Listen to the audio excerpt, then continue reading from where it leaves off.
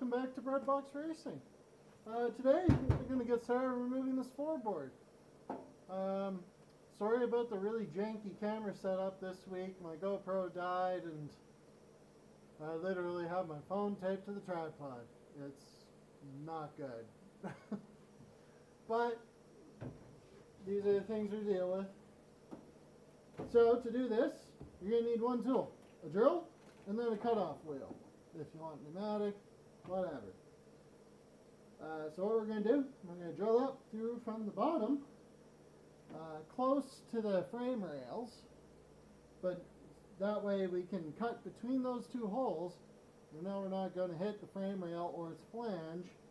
And then once we've got the bulk of it out, we can come back and remove the last bits. So that's what we're going to do. I'm going to tidy up here and then we'll get started. Alright, so we got the drill. It's just 7/32 drill bit, but I don't think size really matters. If you go too big, you're just dealing with a bigger drill bit. You just need something to mark the hole, so which you do just nicely. So there's a frame rail, crosses right about here, and an arm that goes up there. And of course we've got the flange on all four sides. But we're going to start by removing the rear section, get this next, and then deal with this little section after that.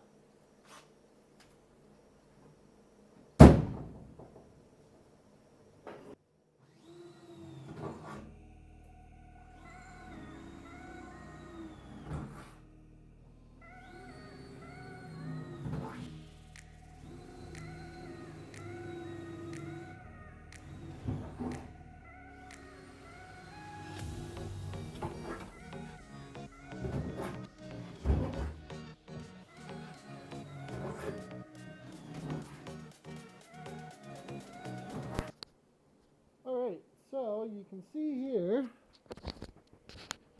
I've got my preliminary lines out. Forgot to drill the hole over there, so I'm just doing a triangle. I can take the next chunk out after.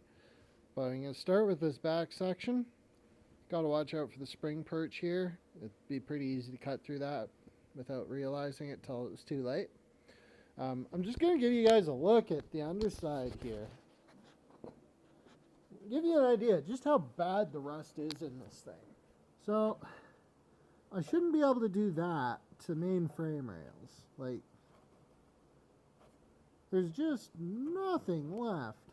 And like this castle rail's gone. Like, it's rotted out. The main frame's okay, but this cross member's gone, but that's not a big deal because the last guy cut a big chunk out of the middle. It went from there to there. That's like a main structural member of the car, so I'm gonna have to replace that whole member anyways. But these rails that go front to back, those ones are nice and solid. So yeah, we're gonna get to cutting.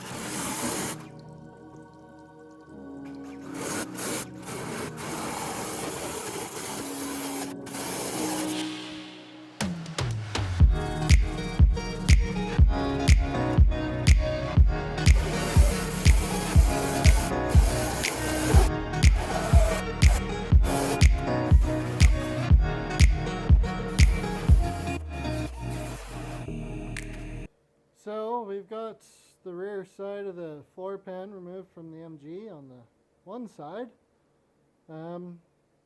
Transmission tunnel's solid. Thank God for that, because soon that's going to be all that's holding this together. Well, pretty much already is.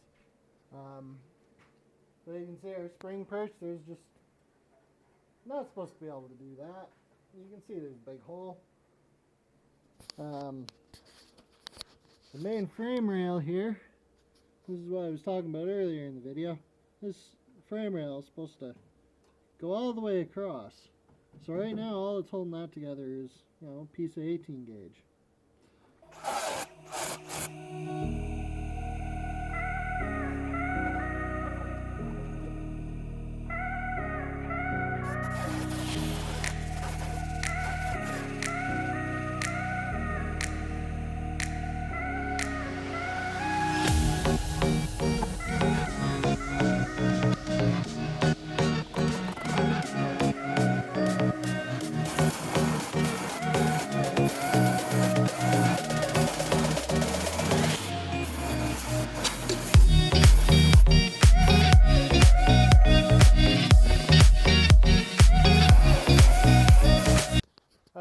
A little treat, we're going to put the first actual new piece of metal in place just for a test fit for now, but we're going to test fit it, and there it is, new frame or floor pan. The other ones over there beside the stove, but these ones are made by Royal Restorations in Ontario. They're 18 gauge, so I believe they're a little bit thicker than the factory. I think the factory was 20 gauge. They look like they're made from good metal. It's nice satin coated metal, so I think they're going to be really good. Heck of a lot better than what was in here, for sure. So we're going to give that a little test fit here and see how it fits. Look at it, so shiny and nice. Yeah, there's a little bit of warping here. Nothing major. I think that's going to be pretty normal for any floor pan. There's a tiny twist to it.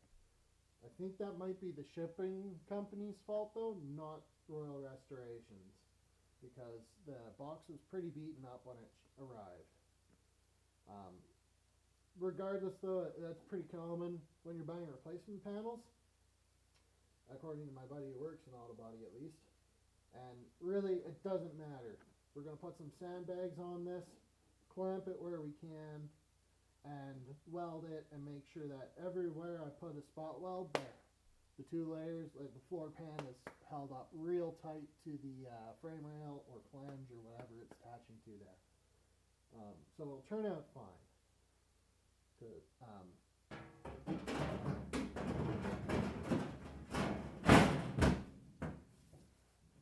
There we go.